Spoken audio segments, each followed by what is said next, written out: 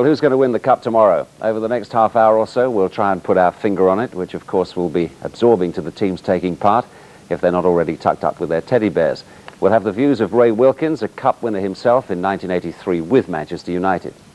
Well, way back last autumn, no fewer than 541 clubs set out on the road to Wembley. By the time Crystal Palace and Manchester United got involved, it was down to 64.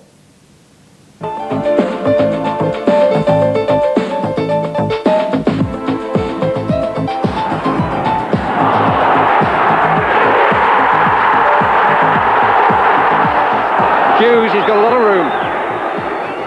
And here's Robbins.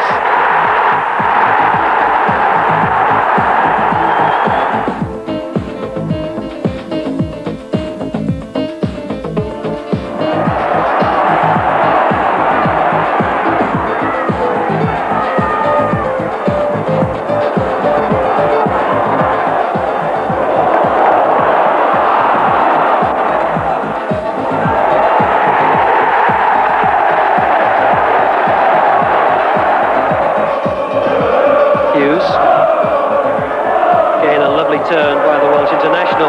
Oh, it's Duxbury, the captain. Is he going to do the captain's job? He is. Clayton Blackmore.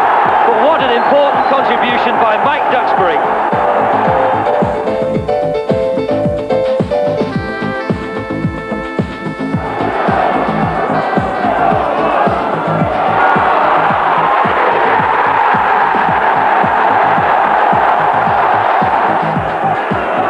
Anderson. Leclerc. Stimson for company. Wallace! Yes! Oh, what a finish! What a finish!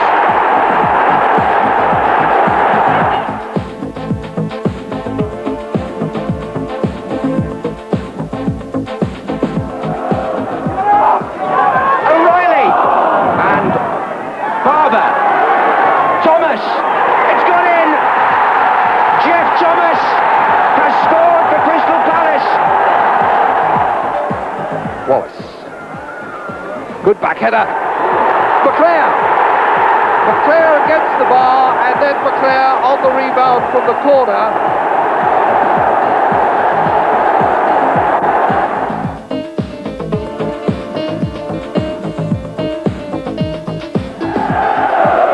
Thomas. And Bright's in there. And Thomas. Staunton, Gray! Gray! 3-3! Andy Gray for Palace! They're back in it! Thorne flicked it on, and it's gone in! Pardew! 4-3 Palace! Bruce. And Robson! It's 1-1! Phelan. Robbins. Yes! Well, tomorrow Crystal Palace, like Coventry and Wimbledon in recent seasons, play in their first cup final. In marked contrast, it'll be the 11th for United, equalling the record.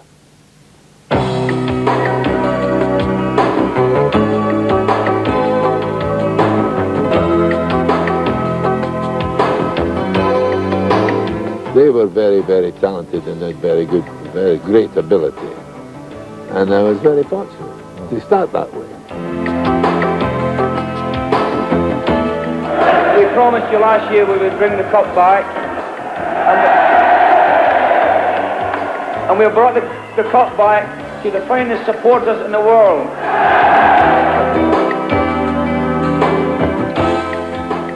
Those supporters have, over the years, been hugely involved in United's often turbulent love affair with the FA Cup. It began in 1909 at Crystal Palace, a quiet start notable for the presence in the United side of the great Billy Meredith, who 5 years earlier had won the Cup for Manchester City. Now he achieved a double as Sandy Turnbull's goal beat Bristol City. Stanley Matthews was against them, and 2 world wars had passed before United next reached the final, 1948.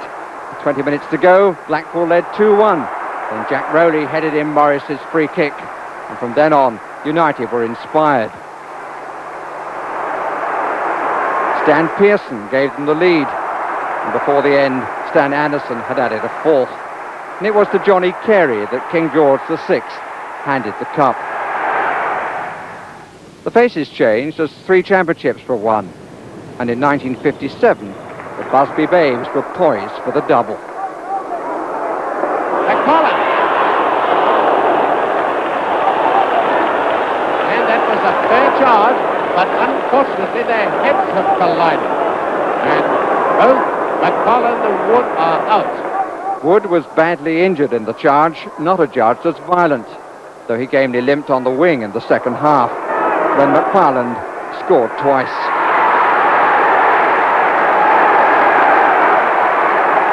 For the Babes, there would be no second chance. But somehow United carried on from the Munich tragedy, February the 6th, 1958, and in the spring were back at Wembley. Holden, number 11. Stephen, Edward. To Stephen. A goal by Rothwell. For the second year running, a questionable charge from which United could not recover. The smile of Dennis Law came to United in the summer of '62, brought back to Manchester from Turin. In his first season, United flirted with relegation, but found their form in the FA Centenary final. It was Law's quick turn and strike wide of Gordon Banks which set United on their way. In the 3-1 defeat of Leicester, the other 2 goals both went to Matt Busby's godson, David Hurd. A victory to be savoured, but from the manager, a comment to haunt his successors. Would you prefer to win the league? Always. I always feel that this is the true thing that to points, the real points are to a good side, a very good side. He won the championship twice more, and in 1968 his side won through to Wembley again, although this time to win the European Cup. The task of following Busby fell first to Wilf McGuinness, once one of the Babes, and then to Frank O'Farrell. But success didn't come until United sent for the dock. 2 finals in the 70s. I just felt we were a better team than Southampton, and we were well capable of beating them. I think the odds in the morning of the match, it was 71 for Southampton to win the cup. Magalhaen to Stokes, who's onside. 1-0. When I was in the bench, I jumped up and I said, that's offside. Stokes was onto it like a shot, and he hit it from about 30 yards, and Alex Stepney, I didn't know whether he should have dived or threw his cap on it.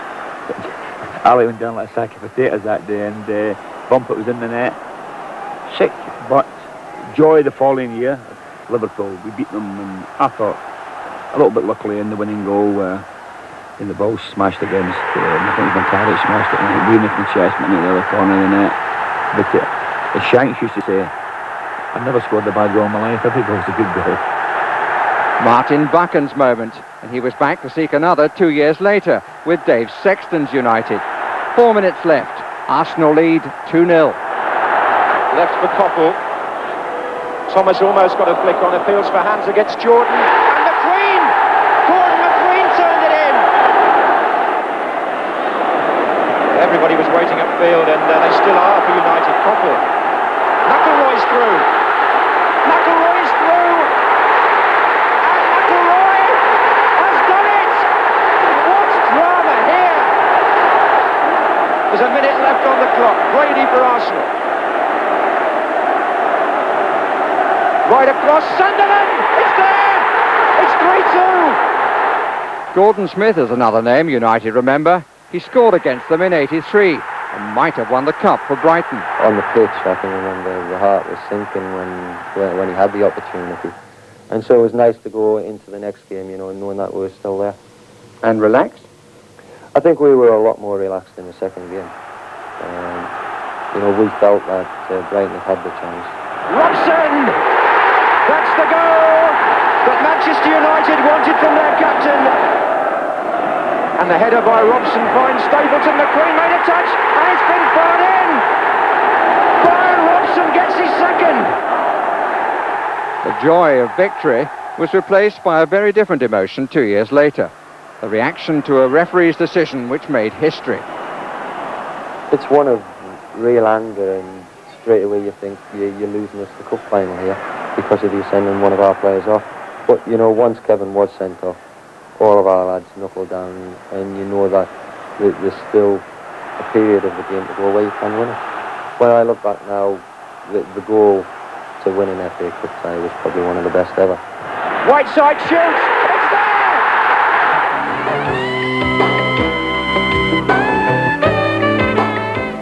10 final years, and Sir Matt Busby has seen them all except one. He was born just a month too late. What for him and United will the 11th bring?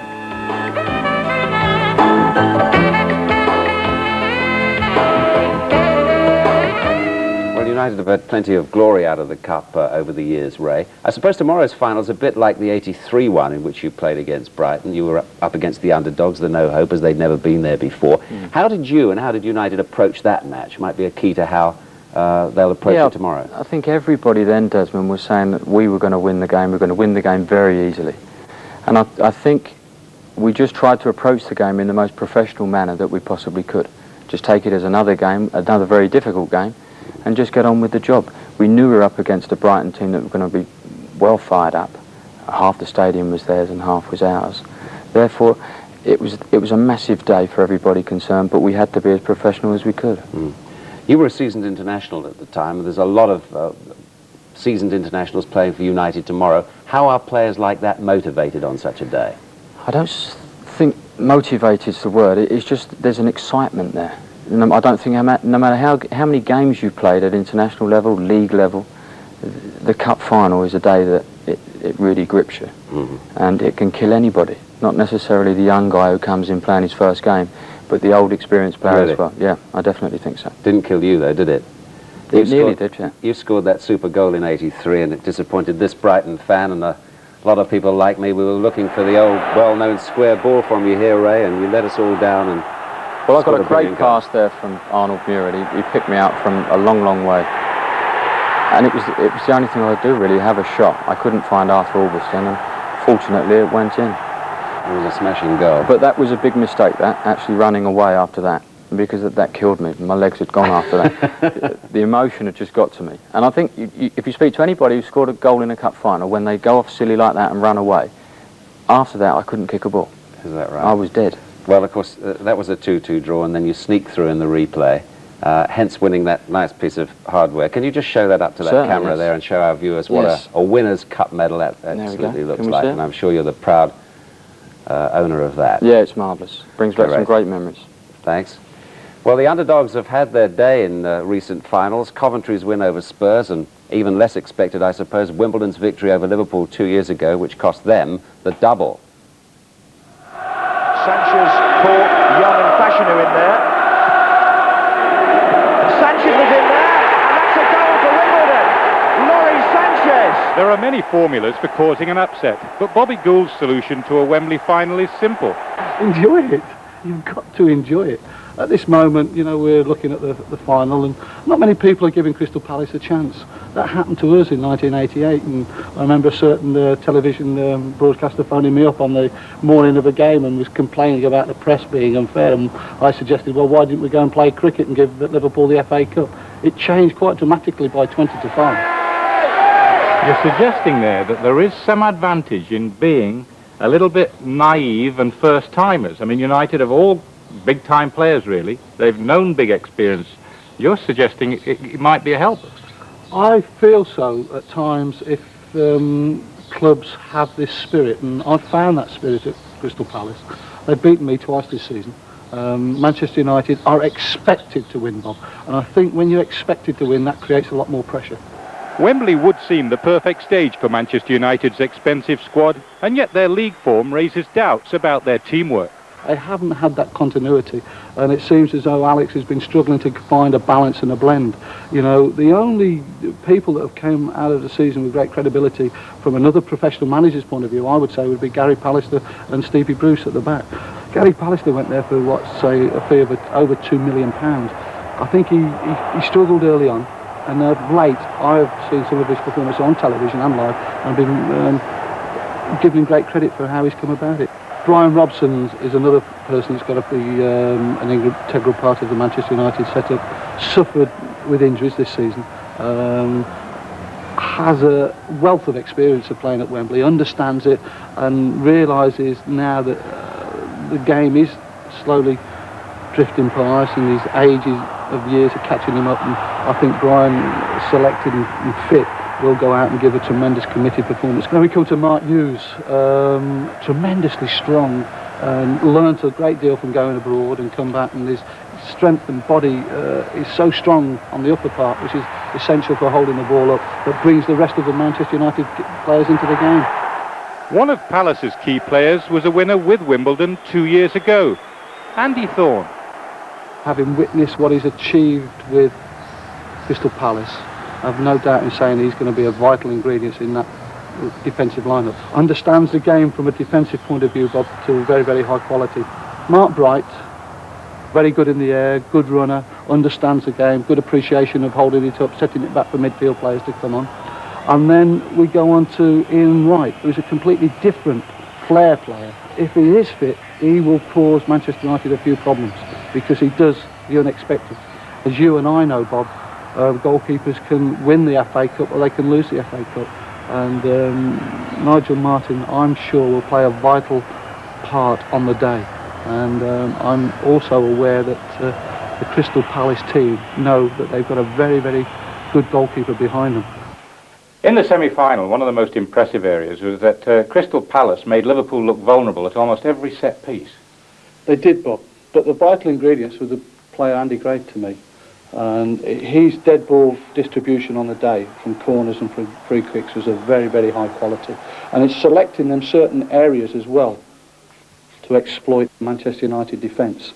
And it's people in the positions, and once the ball is delivered, it's then the secondary attack, as you might say, who are going to expect the ball to drop in certain areas. And if you remember the goals that they scored against Liverpool, certain people are attacking them with aggression, with pace, and expecting them to get there. And it was a very, very impressive part of Crystal Palace's play. And I think against Manchester United, it's something they will have worked on and even tried to perfect better than what they did in the semi-finals. Thorne flicked it on, and it's gone in! But when you look at Manchester United tactically, you immediately look at a lineup like that in midfield and attack, and you sort of mouth opens, and it's a little bit in awe, isn't it, in the names and the quality that's there. Well, when people accuse Alex Ferguson of spending 13 million, I think we can see why from there. We have McClare, who's of late been playing in a wide right position. We have Neil Webb, who's just coming back from injury, in a central position. We have Brian Robson in the channel, the left-hand side, which he's played in numerous years. We have Danny Wallace, fast and exciting player. And we've got a question mark against Paul Ince. And up front, we've got Mark Hughes. So this is going to be one area that I think Manchester United will be very, very strong in. Bobby Gould and Don Howe enjoyed the winning feeling, but who'll win it tomorrow? I just shade, Bob, for Crystal Palace because of what we actually achieved. And maybe it's because they are the underdog as well. There you are, it's all over. But you saw that Palace victory over Liverpool. And the amazing thing for me, and I think a lot of the viewers, was not so much that they won the match, but that they scored 4 goals against Liverpool. That's right, that's right. And I don't think anybody would have expected the game to have 7 goals. I thought in the first half, the way Crystal Palace started, they allowed Liverpool to have a hell of a lot of possession. And Liverpool, I thought, were the only team in the game. And they went 1-0 up, and I thought, if Palace don't change and be more aggressive and try and get amongst Liverpool, they're going to lose this. And they came out in the second half, and it was a totally different Crystal Palace. They went at them from the start, and they made it so difficult for Liverpool. And I think that's the way they've got to start off tomorrow, and hopefully get amongst Manchester United and make it very difficult for them. Okay, Ray. Now, what do cup final squads do on the day before the final? We're about to find out. David Davis is at the Crystal Palace headquarters, but first Tony Gubber reporting from United's hotel. Eton High Street among the boys in the morning suits wasn't the place that you'd expect to find several of the cup finalists today. But these Manchester United players had found their cup final suits were ill-fitted, and Eton's bespoke tailor was the only one prepared to do the running repairs overnight. It would take, what? Take me a couple of inches? At least, yeah. Good. Well, I've been into about 18. Danny Wallace wasn't sure if the trousers were too long or his legs too short. But the problem will be resolved by tomorrow. Manchester United are using the same hotel headquarters and training facilities as that chosen by the England international squad in Buckinghamshire. And after the pressures of a season where they flirted with relegation, the build-up to tomorrow's cup final is exaggeratedly relaxed. It's the most important event in my life, really, because it's such a great club, United. It deserves the kind of success that, you know, it's a tomorrow can bring. And the supporters are down there, and it's been a disappointing season. And you may find it strange, people in Scotland may find it strange. Because you won so much with Aberdeen, didn't you? Correct. And it's not an insult in any way. It's just that these are memories now, lovely memories, but tomorrow is the biggest event of my life. Alec Ferguson has the luxury of being able to select whatever he considers his strongest Manchester United team. All his £13.5 million worth of stars are available. And from a named squad of 12, it seems likely that young goal poacher Mark Robbins will be the one given the substitute shirt. Whatever, Alec Ferguson is trying to keep his cards close to his chest. He's played his part. He's played a marvellous part, and we're not, you know, you couldn't go beyond that. You must look at Mark Robbins. And the other player of the 13 would come from maybe Maldonicky, Clayton Blackmore, someone who can play positions. We'll give him a cover. And that's just common sense, really. For every Crystal Palace player sitting down to his evening meal tonight, tomorrow will be simply the biggest day of his career. Today, really, the best thing was nobody pretended it'll be just another game. And as for tomorrow's journey to Wembley, well, it certainly won't go quite as unnoticed by the public as this morning's did. Nor will the walk up the famous tunnel. Only one player knows what the real occasion's like. But you can take a lot more in this time. It's different, obviously, because of all the seats, and couldn't really remember a lot about it, you know. Do you enjoy it just as much? Yeah, I've just tried the traps out, and they're the same. So. At the hotel, there still remains some who can hardly believe it all. Well, that's why the nerves haven't really set in yet, because nobody's realised that we're going to Wembley tomorrow, so see what we're like in the morning. You know, we'll probably be all shaking like leaves tomorrow, but we're enjoying it up to now. There's no point being on the negative side on anything. Whatever we do tomorrow, it's going to be an achievement for the club. Come on, lads! Come on! The usual totally spontaneous picture opportunities did help calm some, if not all, nerves. I'm panicking underneath, but perhaps give the outward appearance that I'm calm. And what will your family be like tomorrow, sitting up in the stands? Very nervous for me, I expect. Keeping their fingers crossed, I'd imagine. So what will be the important early moment? For me, obviously the first cross, the first shot I have to save. Something that I do that's good, obviously settles you down, and hopefully everything goes from there. Today's serious business was another coach trip away, a practice session at Arsenal's training ground. Trespassing newsmen certainly not welcome, but reports suggest a variety of set pieces are ready. Will Ian Wright, though, be ready to partner Mark Bright? Any player would like to play start in the FA Cup final. I'm not different, so, you know, yeah, I would like to, but like I say, it's completely in the boss's hands. Whatever he does will be the best thing for Crystal Palace, I'm sure. In yourself, you feel fine? Oh, yeah, I feel fine. I feel great, yeah. Mark, what would it mean to you, having Ian with you? Well, tremendous boost for the club, really, for the team, and for the supporters as well, for him to start alongside me. We've had such a good understanding over the last 3 years that, you know, I think it'd be great for him to start with me. There's still one decision I have to make. It's one of those decisions which isn't going to become any easier with time, but I'll still just decide to sleep on it anyway. I'm forever thinking of things I should have done and should have said, and I'm trying to prepare to make sure that come 10 to 3 or quarter to 3, wherever it is we need to walk out tomorrow, and I've given everything I can to make sure that we win the cup. I think we know the decision Steve Coppell is talking about. Now, if you had his job and you had that decision to make, would you play Ian Wright at the start of the match tomorrow after his injuries this season? Yes, I would, Desmond. But I'd play him from the start. I wouldn't bring him on as a substitute because I think that would be even more difficult for him to get into the game. He needs to start at the same level as the rest of the players. Now, as far as the teams haven't actually been confirmed yet, but we have a caption with what we suppose the United team to be tomorrow. Would you imagine that's right, that they wouldn't deviate from that? No, I would say that would roughly be their side, Desmond, yes. The midfield section of the side is very, very strong. And obviously Palace will have to compete in there for the 90 minutes.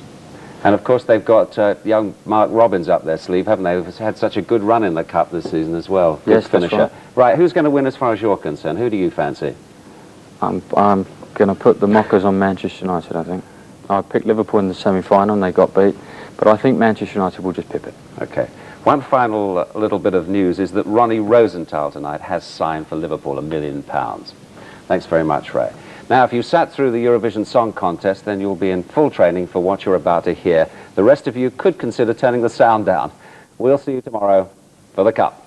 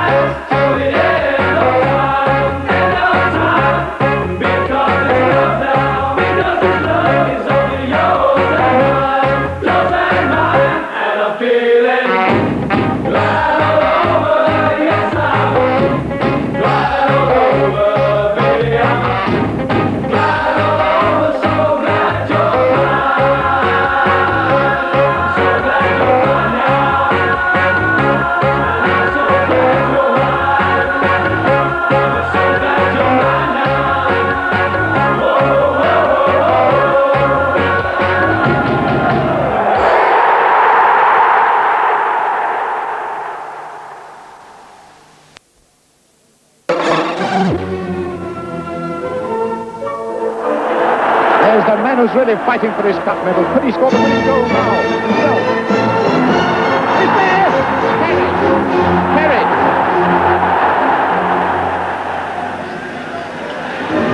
Milban. There! Levy calling for the ball. Levy to Hayes. In there.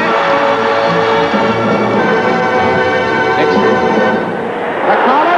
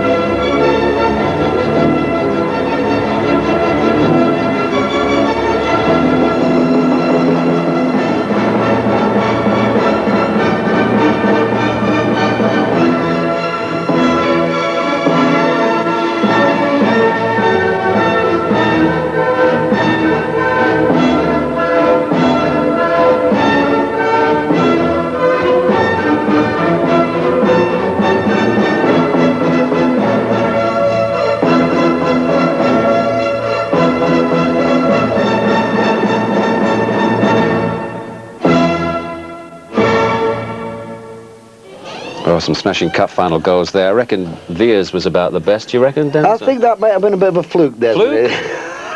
I'm only joking, That was a terrific game, wasn't it? It was a smashing final, that. Great match, that particular one. Do you think we're in for some goals today, or do you think it'll be a tight? People are talking about 1-0s today. And well, they shouldn't be talking like that, should they? You should be talking a bit more positive, as they say. I would hope that we see plenty of goals. I mean, I did say 2-0, but I mean, it could be 3-1. Hopefully, most important than anything, I hope it's a smashing game. I hope it's an attacking game. Because Crystal Palace have got, I don't know if Wright's playing, but Bright, he's a very sharp lad. He looks dangerous. He will be the danger for Man United. Would you start the match with Wright today, despite those injuries he's had? I would definitely start the game. If he's any chance of playing, I would start him right from the beginning. Because if he sort of breaks down, well, okay, you'll take him off. But I would think to start him from the very beginning. It'll be particularly interesting to observe the goalkeeper's performances here today, won't it? Well, of course, Bob Wilson's on my left here. He's not talking to me because he's obviously not mic'd up, but, I mean, he'll have plenty to say later. I mean, what do goalkeepers know about the game, eh? I mean, they're watching between the stage. I mean, they can't play, can they? I mean, they can't, can they? Throw the ball out, let the forwards take the game, and Robson will be magnificent for United, coming through, Hughes in there, bang. But what's your view of Leighton? How do you rate him? Good Scottish goalkeeper, strong, powerful, dominant in the box. Why are you laughing? I'm not laughing. You are laughing. You made me laugh. You made me laugh, not by the subject matter. The viewer can't see you. It's just your face. Oh, thanks very much. That's very kind of you. Good, strong Scottish goalkeeper. Okay, well, the Manchester United team are leaving their hotel. We'll have those pictures for you in a moment or two. But meantime, Barry Davis has got one or two other guests for us to meet. Well, with me now, the Chancellor of the Exchequer, John Major, and the Chairman of Aston Villa, Doug Ellis. Mr. Major, your interest in football? Oh, well, it goes back a long way. I started watching Chelsea, if it's safe to say that here today, with Manchester United and Palace in the final when I was about 7, and I've watched football ever since. I love it a great deal. Mr. Ellis, I imagine you might just be having a word with the President of the UEFA, Lennart Johansson, while you're here, with Aston Villa finishing as runners-up in the league. Yes, I'm looking forward to meeting Lennart Johansson, because after all, Aston Villa is the only certain club at this moment of time, before the final takes place, who will in fact enter into UEFA, subject of course to the behaviour of our fans in Sardinia and Italy in general. But I'm pleased to say that Colin Moynihan has done a damn good job. He's been over there and persuaded them to wait until after the World Cup before they make a decision one way or the other. But hopefully, fingers crossed, our people, our supporters of England behave themselves. And I'm sure John Major, my colleague, will endorse that view. Oh, I certainly do. If they behave as the crowd are behaving here today, there'll be no difficulty at all. It's a super scene. Absolutely splendid. As for the football action, who do you expect to win? Well, I'm not at all sure. I'd better be very careful. My wife comes from Crystal Palace. Oh, I think therefore you should vote for Crystal Palace, shouldn't you? Oh, well, I'm hoping for an extremely good game. I have a childhood affinity for Manchester United too. When I was a small boy, they had a wonderful team. That smacks of being always the politician. Oh, well, it may, but it's also true. I mean, anyone who saw the days of Tommy Taylor and who saw Duncan Edwards play is bound to retain an affection for Manchester United. Yes, that's certainly very true. What about you, Doug? We've just passed Bobby Charlton, haven't we? I have a great affection for Manchester United, and whilst I should be biased as a member of the management committee, I'm going to stick my neck out and say I think Manchester United will win it. Well, I hope you both enjoy the contest. I'm sure we will. Looking forward to it very much indeed. Thank you. Thank you, Barry. Thank you very much. Thank you. I think Barry was going to ask the Chancellor of the Exchequer another question. They're probably about inflation, I don't know. Anyway, the coach, as I say, will be looking at those pictures shortly. But now let's go racing once again to Lingford. Nicely relaxed. Well, they've completed their road to Wembley, these two teams, Crystal Palace and Manchester United. It has, of course, been a long one, and there's been a great deal of skill along the way. That inspired the homely 4th Division club to unprecedented achievements. O'Reilly and Barber. Thomas, it's gone in. Jeff Thomas has scored for Crystal Palace.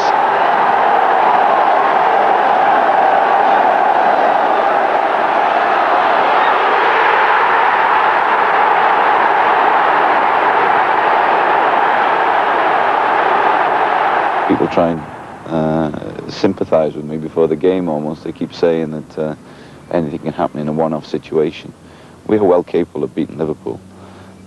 and we all believe that we have a chance on the day of getting to Wembley. Here's McMahon.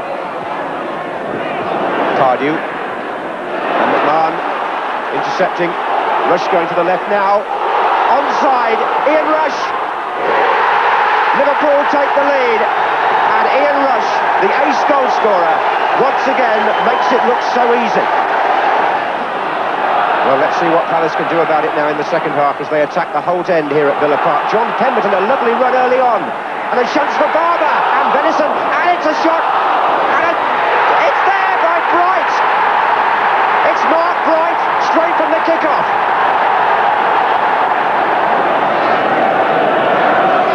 And now they've waved Andy Thorne up as well. Andy Gray has placed the ball. That's his cross. And Bright's there. O'Reilly's there! And Palace! Are they in front? Yes, they are!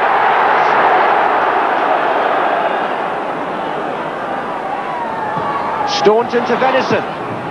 Right across the goal. McMahon! Oh, it's there! It's 2-2! Steve McMahon! Beardsley. Oh, look at this. Staunton.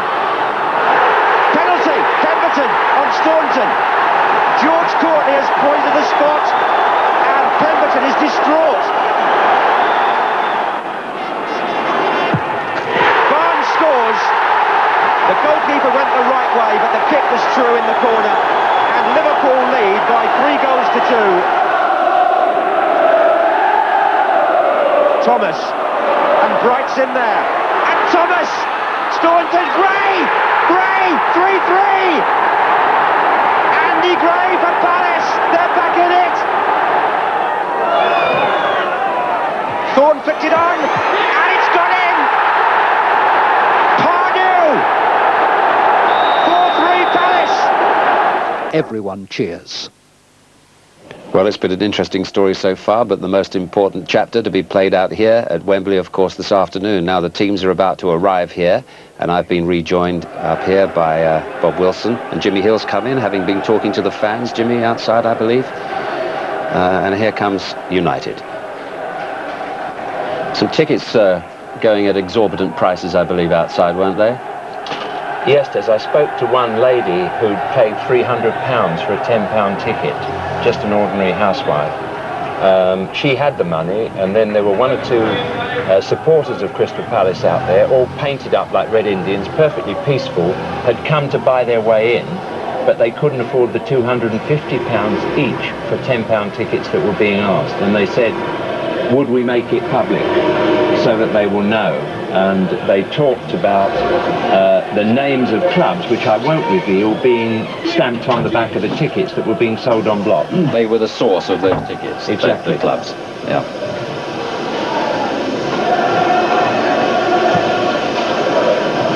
Right. There's the man, Alex Ferguson, who's won the Scottish Cup a few times with Aberdeen, but this, he says, is the most important day of his life. Every time we've been on before, there's been talk about him being sacked, Des, if you remember that. We've gone through the cup victories, and each time not only he survived, but now in his day of glory. This is, of course, the first Saturday Cup match for Manchester United this year. They played on Sundays all the way through, and we followed them all the way through. Yeah.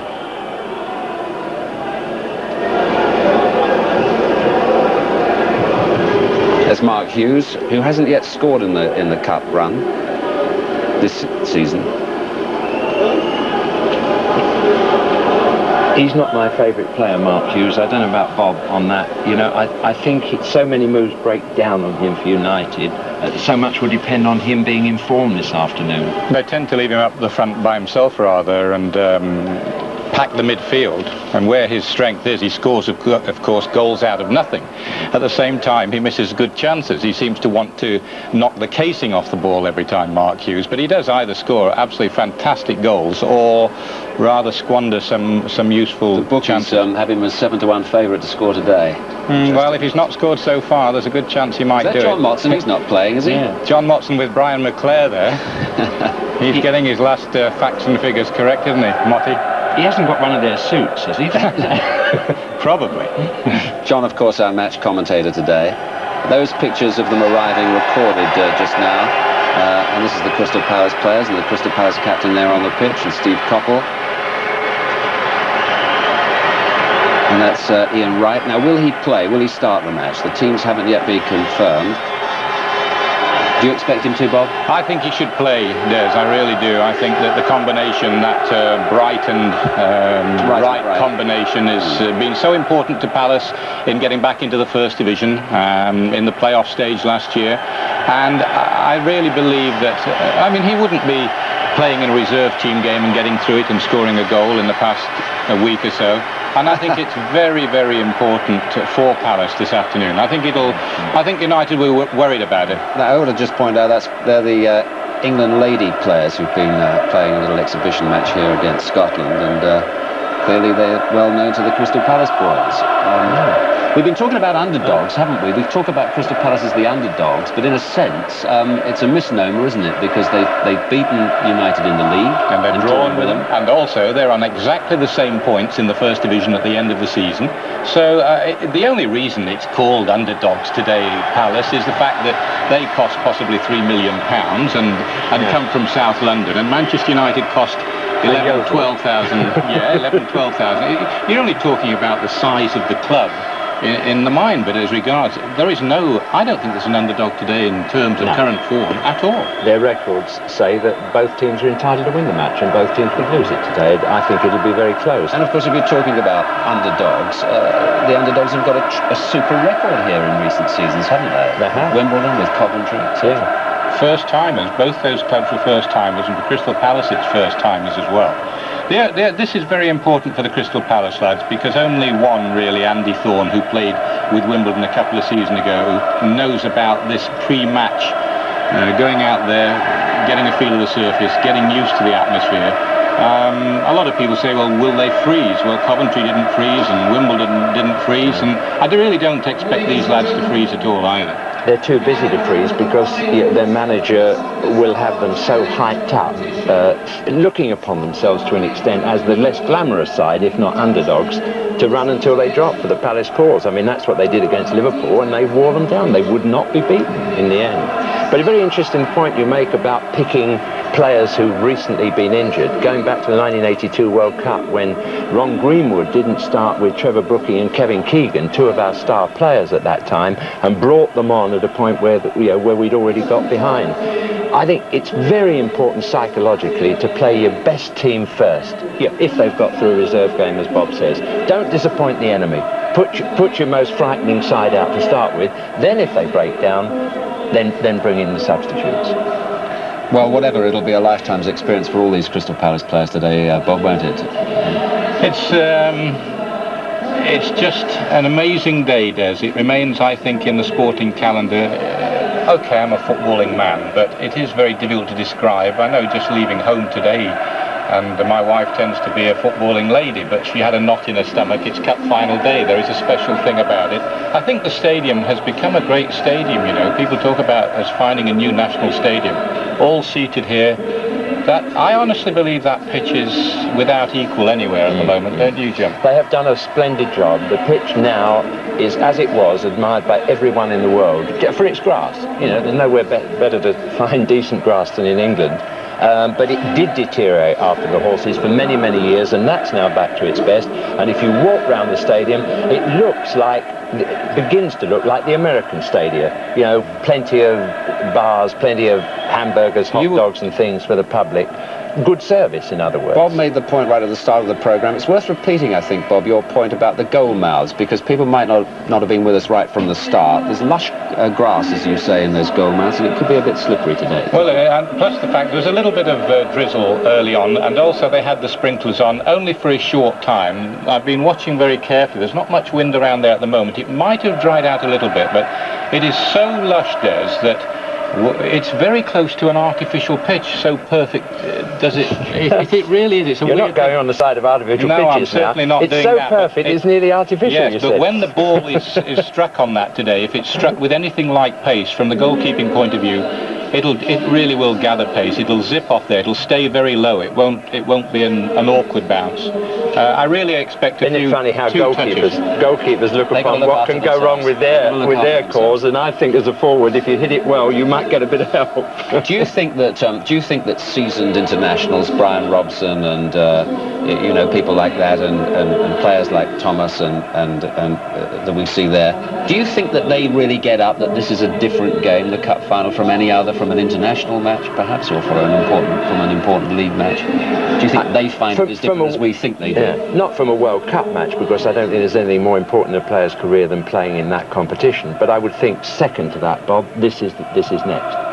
I think it is really. I think the cup final remains when you are a little boy, and there are millions of little boys around the country whose dream eventually is to walk out at Wembley Stadium in May and hopefully go up and collect the gold medal.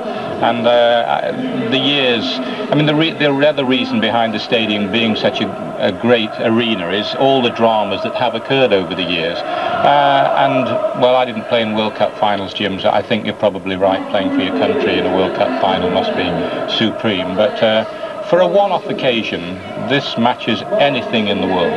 I might have called Wallace Thomas just now. I think I had a mental block, did I? I think Danny Wallace and Ince, they had a shot of Danny Wallace and Ince. I personally believe they are so important to Manchester United today, Des. I really think that they are almost very much a key to United playing well.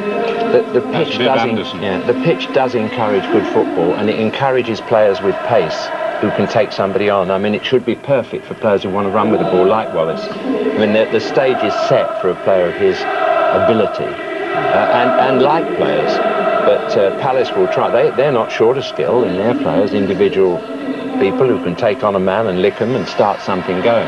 What about the goalkeepers today? I mean, I tried to draw Dennis Law on that a little earlier, but he was quite jokey in his response. But I mean, Martin had that wonderful semi-final.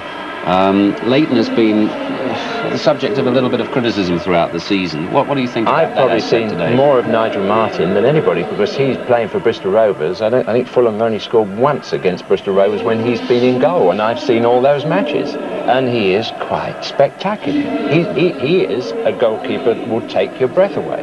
And obviously, Jim Leighton, you know, an international player, must have quality, but everybody says he's suspect. More from you in a moment. Gary O'Reilly of Crystal Palace, how does the atmosphere compare to what you expected? It's great. I mean, there seems to be a lot of Crystal Palace support in here, and for only 14,000 people, I think they've done brilliantly, especially down on the approach to the stadium as well. And another goal like yours in the semi-final, that would do you nicely today? It would indeed, it would.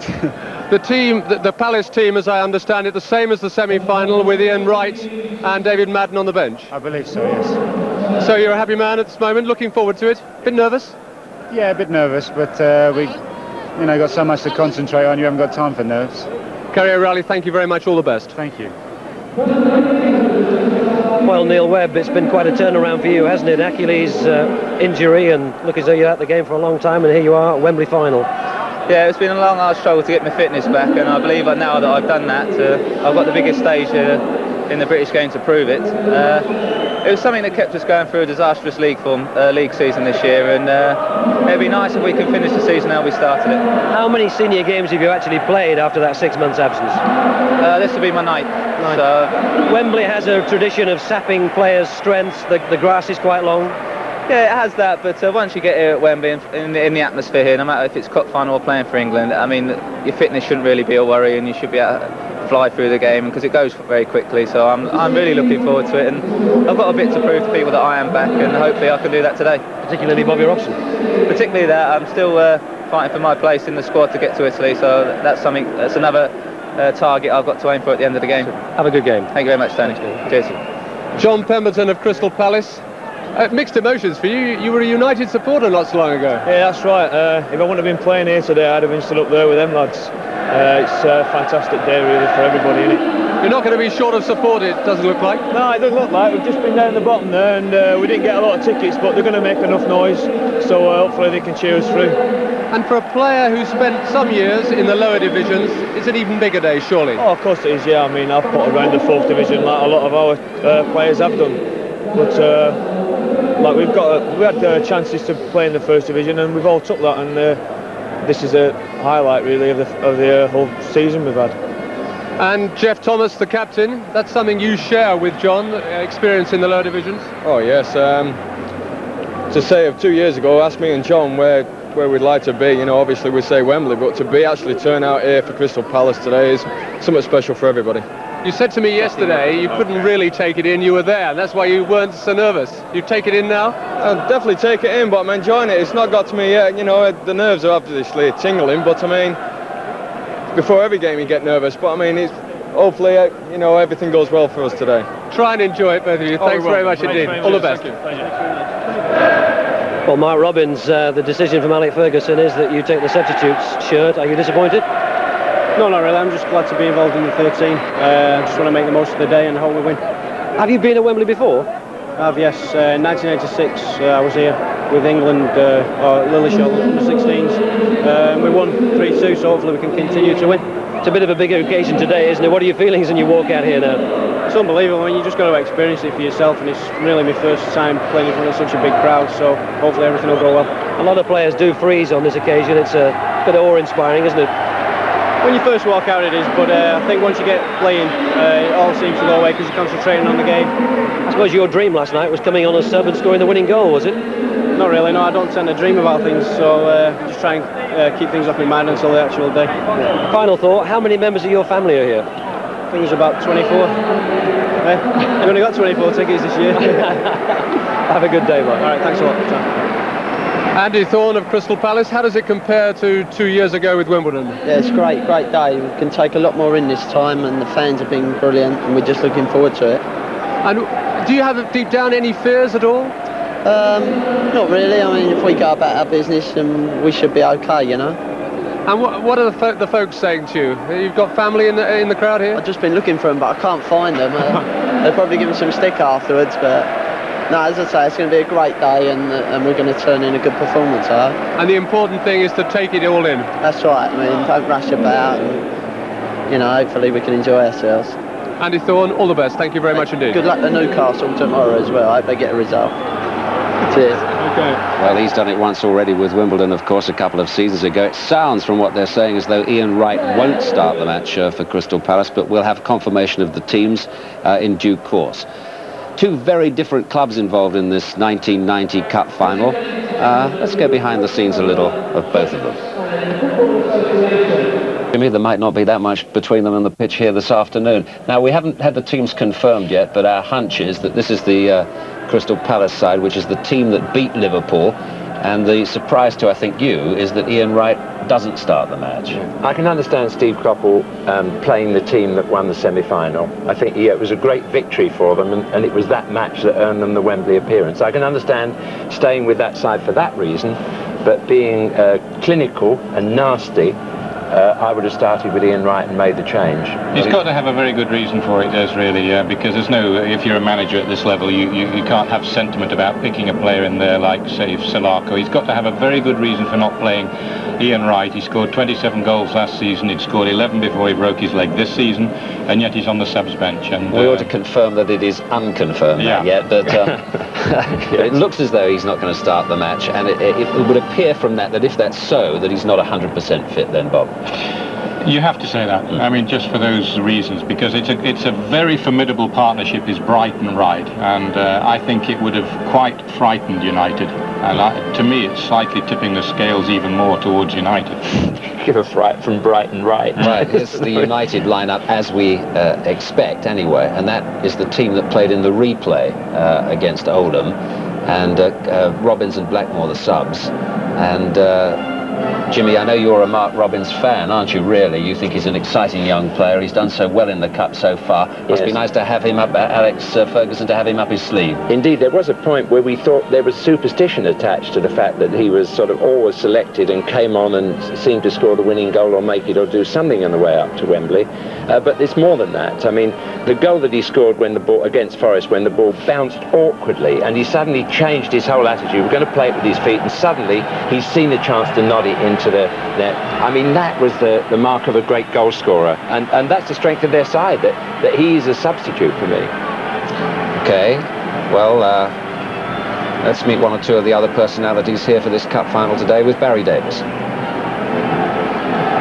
Here's a man who's used to making headlines. Roy Hard, there's an early plug for you, isn't Yes, it certainly is. Yeah, marvellous of it. It's the only time in 14 years I've missed the news headlines on radio too, so that's my loyalty to the Palace. Are they going to win? I'm sure we're going to win, sir. 44 years I've been waiting for this, you know. Standing at the Holmesdale Road end, the old wind round the Marble Arch, everything. Marvellous, the greatest day of my life. I didn't realise you were such a fan. Oh, not half, kid, not half. Been there, going there for years, you know. Come on then, give us a few names you remember over the years. Well, I'll tell you my favourite name of all time. I'll tell you how much a fan I was. When I was a kid, I used to get tuppence a week pocket money, and I always used to go to a newsagent shop owned by Peter Simpson, who was a forward for us when my grandfather was alive. And I just used to go to spend my tuppence in there just for the mere fact that he might touch my hand as he passed over the licorice wood. You've got all the gear, the blazer, the tie. So, yeah, look at that. Got to do our best, don't we, Barry?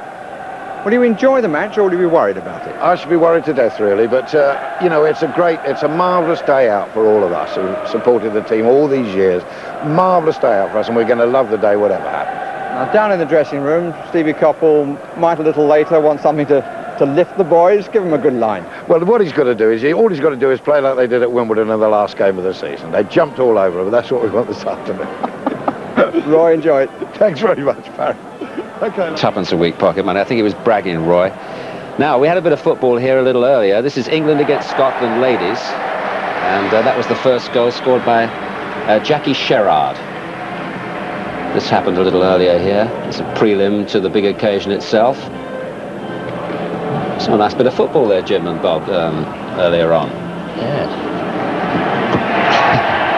That goal was scored by Marion Spacey. That was 2-up to England. It's left you speechless. No, it's a lot of good quality, Des. Oh, well, really, the delivery of some of these, again, it's quite interesting, the set-piece things, and the English players particularly. They had a lot of close, good control there, you see. That's very calm in a tight situation. I mean, she took that beautifully, didn't she? The whole move was nice. The pace of the passing was absolutely right. Another set-piece. 3-up at half-time, England. And that was an own goal. Margaret Penrith, she wasn't happy with that. Never mind, Margaret, it's only a game, heaven's sake. But 4-0 to England. And fancy doing that at Wembley, Des, an own goal. There's Nobby Stiles. Never mind. There's Nobby, who coaches the kids at United, as we've learnt.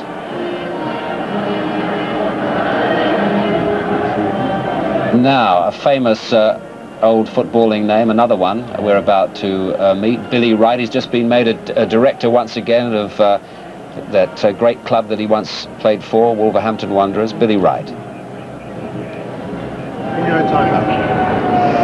With me, a new director of Wolverhampton Wanderers who knows just a bit about football, Billy Wright, and his wife, Joy Beverley, Joy Wright, who's had to know something about football. Love the hat, Joy. Thank you, thank you. My sister made this.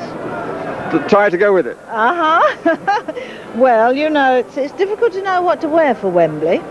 So I thought, well, red and white is Manchester, red and blue, I think, Crystal Palace. So I thought I'd be a little blend of both. Blend of neutrality. We'd like Manchester United to win because of Bobby Charlton. We like him very much, and we like Manchester United. But Crystal Palace, of course, is London, and I'm a Londoner. She's very political, Barry, isn't she? I was wondering if you were going to get a word in, Bill, actually. And you've got 6 to contend with, man, no chance. Which way do you think it's going to go? I don't know. It's so tight because they're both being, have an very low season, and it's coming to the. So it depends who settles down first. There's more talent, shall we say, in the United side, but there's more teamwork in the Palace. So it should be interesting, but I don't know. I'm near my football. I never do. Forecast is not my forte. Nice that Billy's involved with Wolves again, a boyhood hero of mine. Well, we're fast approaching the big occasion here now. 3 o'clock kickoff, remember. Let's have a look down on the pitch there. And it's the combined Guards band, which will be entertaining us over the next few minutes here. And some of the players having a kick in now. 1 or 2 late arrivals came in just a moment or so ago. I mean, if you got a ticket, you got to get here. The Red Devils Parachute Brigade. Great finesse and skill to get into this Wembley Stadium. Fancy that very much, Jimmy. Quite spectacular for the fans here. They enjoyed that. There was a whole host of them dropped in. Should be pointed out, Des, I think there's a sort of festival atmosphere about the game today. I mean, that's the good thing about it. There doesn't seem to be any kind of animosity from one set of fans to the other. It's just a group of people come to enjoy a game of football on a great occasion. Sure, that seems to happen more when you get a club that hasn't been here before. Yes. It's new for them. It is a joyous occasion, the very fact that they've got to Wembley, got to the cup final. Yes.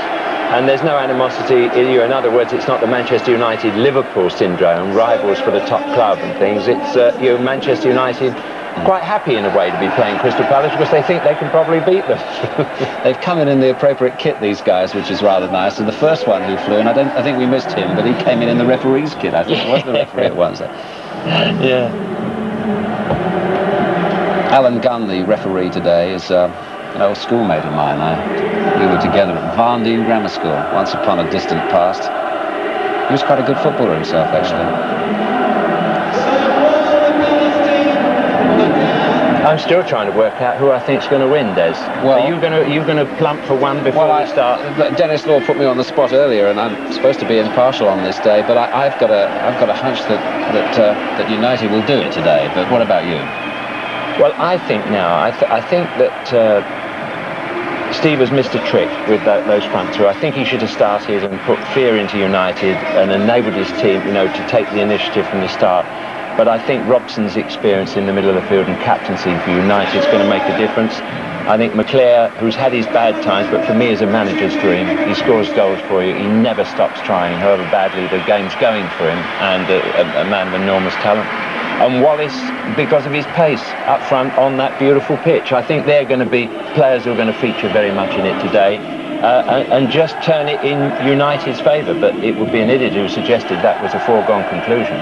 There's such a contrast really when we saw the two teams lined up there. The Man United side, which looks worth 11 million. I mean, he had to pay that for them, but there are so many individual players there, but they've played like individuals all season.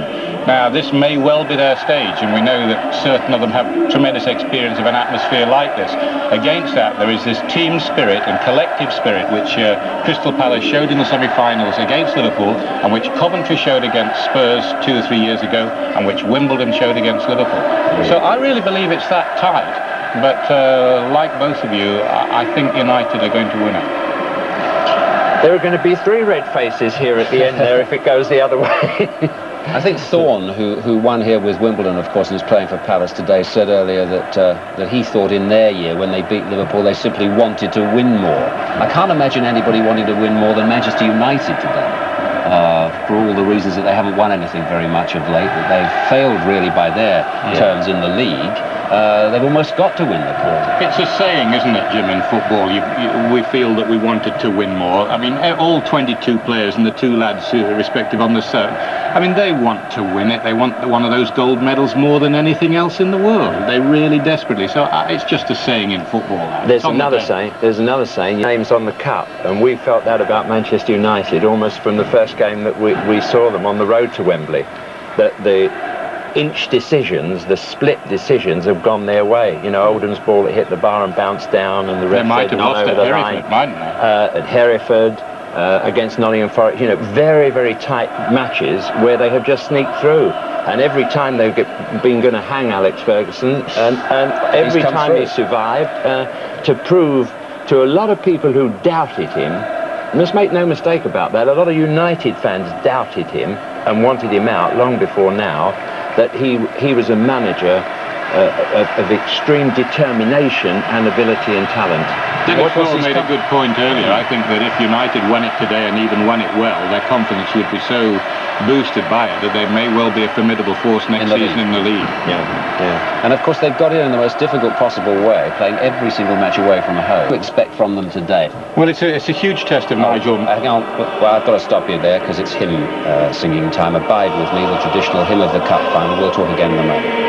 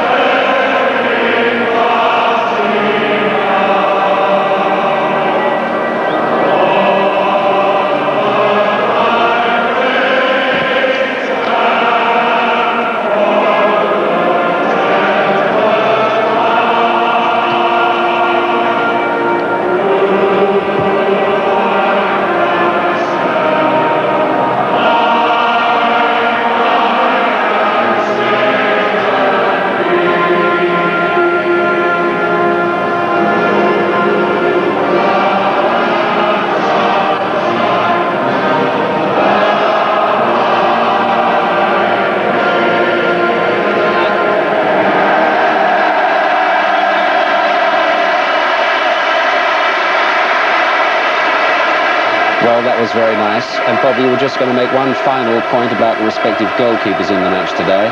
Enormous test for Nigel Martin. He's done wonderfully well, and as you say, played brilliantly in the semi-final. Huge test for him if he's going to be an England goalkeeper of the future. Jim, and he's a very smiley lad who seems not to be affected by the big time. Jim Leighton, very much more introverted and a loner, and has had a difficult season, but the World Cup beckons for him, and it's I remember one of the best games he ever played here for Scotland against England, when he certainly won me over 2 or 3 seasons ago. All right, we'll see what happens. We're hoping for a great cup final, and your commentary team for the final, Trevor Brooking and John Motson.